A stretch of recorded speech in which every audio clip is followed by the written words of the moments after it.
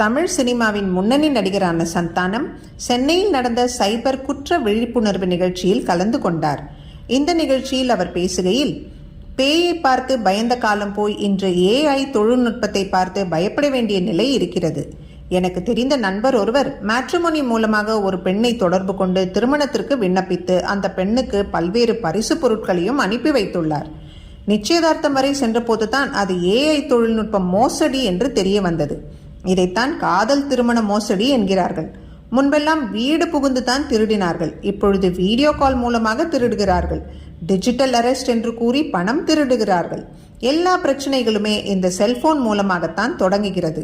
வாழைக்காய் பஜ்ஜி போடுவது போல் இந்த செல்போனை ஸ்வைப் பண்ணிக்கிட்டே இருந்து வருகிறோம். இதை பயன்படுத்தி தேவையற்ற லிங்குகளை அனுப்பி நம்மிடமிருந்து பணம் பறிக்கிறார்கள். எனவே செல்போன்களை நாம் ஜாக்கிரதையாக பயன்படுத்த வேண்டும்.